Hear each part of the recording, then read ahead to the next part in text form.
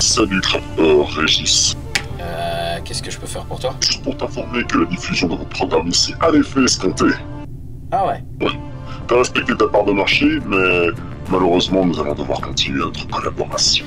Et là, 1 minute 1. Le deal, c'était une saison où tu procédais à la restitution de mon corps. Et là, la saison, elle est déjà finie. Mais Régis, serais-tu cruel au point de refuser un tel moment de bonheur à notre peuple? Ton peuple? Mais je m'en bats les couilles. N'oublie pas que ce que je t'ai rendu, je peux le reprendre. Ok, Jésus. Et pourquoi ce revirement de situation? Alors pour moi, il n'y a que 2 choses qui changent le caractère d'une personne. La thune et les meufs. Ah ouais? Moi, c'est les champis.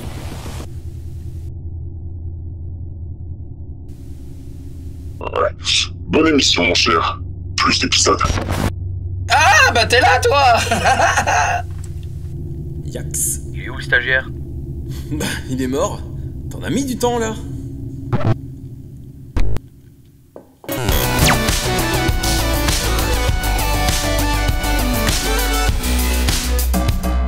Alors là, mes amis, pour ce début de saison, on vous a trouvé des articles de gueudin. Arrête de teaser, mange à couille. Notre premier article nous conduit en Essonne, pas très loin de Paris, pour rencontrer quelqu'un qui... a faim. Je peux pas mieux décrire. En gros, une meuf sort d'un pot avec ses collègues, donc elle est bourrée. Ouais. Et voilà ce qui s'est passé.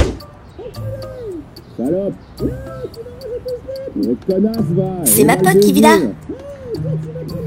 Faut que j'aille l'aider.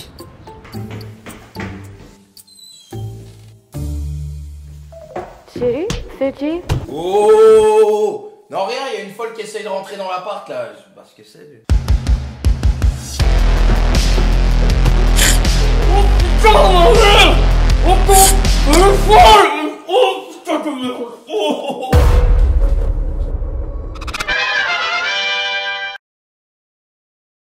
Brother, what's that? Ah bah je vous avais dit que je pouvais pas mieux décrire. Ils sont fous ces Parisiens. N'en déplaise à notre irréductible gauloise, elle sera arrêtée par le tribunal correctionnel de Évry. Justement, le plus drôle dans cette histoire, ce sont pas les faits. C'est le procès. Ouais, j'allais dire, on rit à quel moment? Bah quand on voit ta tiesse.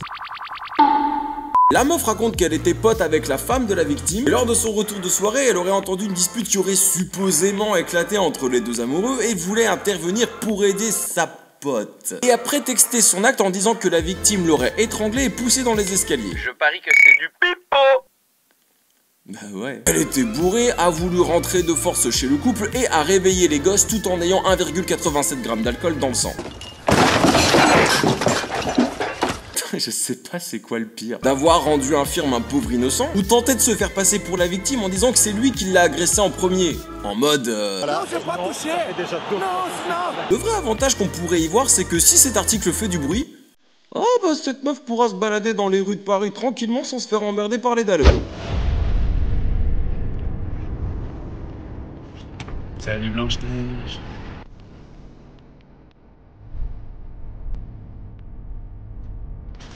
Oh non! Ouais! Mais bordel, bouffer un bout de lèvre de 3 cm, elle est de la famille de Hannibal ou c'est comment que ça se passe? Bah, possible, vu qu'elle a mordu un flic par le passé. Hein? Non mais attends, pourquoi elle a fait ça? Parce qu'elle a tenté de voler un enfant qui était pas le sien et le flic l'a interpellé. Et c'est quoi son Insta?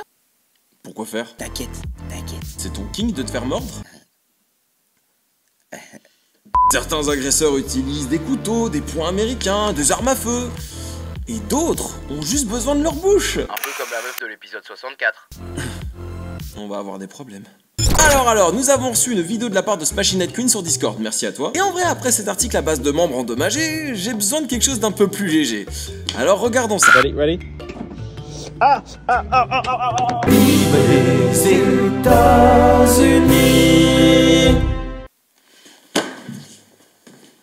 Je vous hais. Vous êtes vraiment des amours dans ma commune. Bon. Contexte? Un potentiel client de Pinhead? En fait, cette vidéo serait l'illustration parfaite du karma. Ce youtubeur qui s'appelle Joe Fry, Le con! ta gueule, avait fait une première vidéo où il avait déjà fait cette action de débile mental. Disait Oh, sais rien, c'est un youtubeur. Bref, la différence c'est que la première fois, les gens l'ont accusé d'avoir mis une pression vers le haut pour que le coffre se réouvre. Et lui qui veut prouver que sa Tesla est smart et que le bonhomme a trop de fierté et sans le besoin de se justifier d'avoir déboursé une telle somme pour garder la tête haute. Comme toi qui achètes chez Apple. Eh, je te signale que c'est pas cher pour ce que c'est. Tu sais depuis combien de temps j'utilise celui que mes abonnés m'ont offert quand je me suis fait voler l'ancien? La preuve. Bref, il voulait juste prouver que son engin pouvait détecter les éléments organiques. Oh putain, j'adore ces ricains. Du coup, il a fait le test avec un bâton et... This is exactly what I'm going to do with my finger. I'm going to put it right there and hopefully... Ah, bah... Fallait s'arrêter là en fait.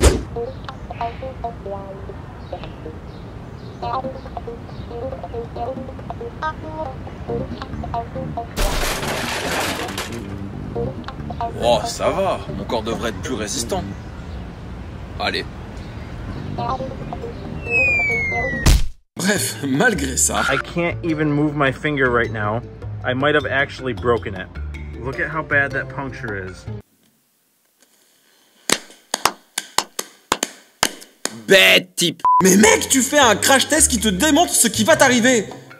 À quel moment tu valides? Et puis c'est quoi ce test bidon aussi? Regardez la vitesse de fermeture du bousin, faut vraiment avoir 2 de tension pour pas voir le truc venir. Et qui mettrait son doigt pile dans la jonction comme se paye dans la vie de tous les jours? Ceci est un conducteur de Tesla. Et que t'es un conducteur de Tesla? Ouais, ça c'est une tentative de buzz aussi gros que ceux qui portent le Vision Pro dans la rue. Hein. Ah bah si c'est comme ça, moi j'ai mieux à proposer comme défi à la con avec cet engin. Alors il paraît que Cybertruck a fait une mise à jour au niveau de la détection des matières organiques. Du coup, faisons le test ultime.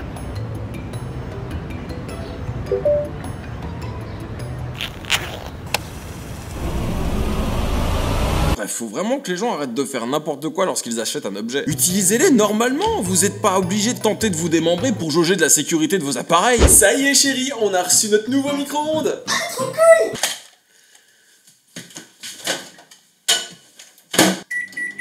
Mais qu'est-ce que tu fous? Bah, on vient de l'acheter, faudrait quand même savoir si on peut se fier à cette machine. Mais pourquoi t'as mis ton gun dedans? Bah, imagine, quelqu'un met un flingue par mégarde dedans. Est-ce que c'est safe? Ah bah non. Bon, pour finir cet épisode, nous allons nous rendre dans un endroit qui respire le bonheur, le soleil et les fines herbes. Le resto de Fifi. Presque, nous allons dans les Pouilles.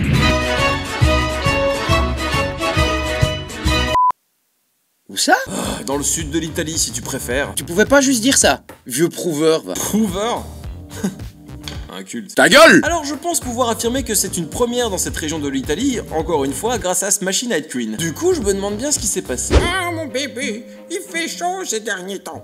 Et vu qu'il fait très chaud et que t'es encore un bébé, il faut que tu boives de l'eau. Je vais te chercher une petite bouteille d'eau dans la cuisine.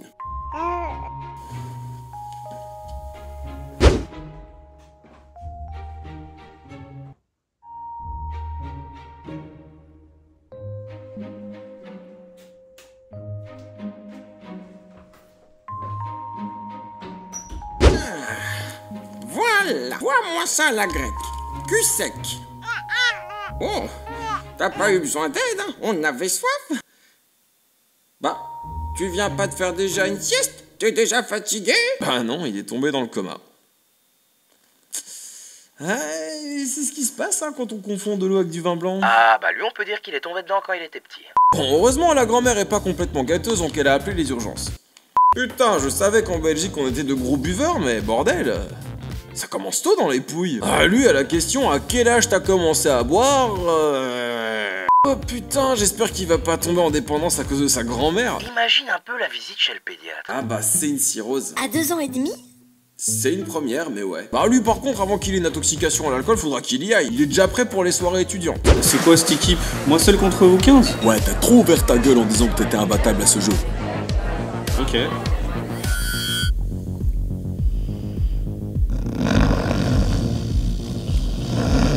C'est même plus marrant à force.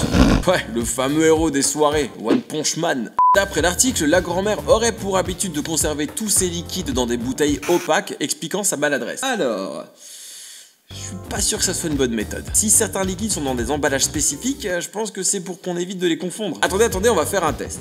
Qui parmi vous s'est fait piéger par la bouteille d'eau cristalline?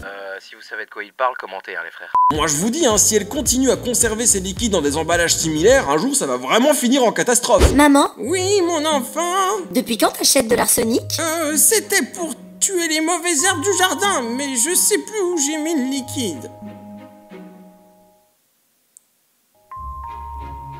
C'est bon, je l'ai retrouvé.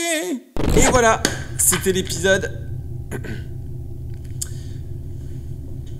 Attendez.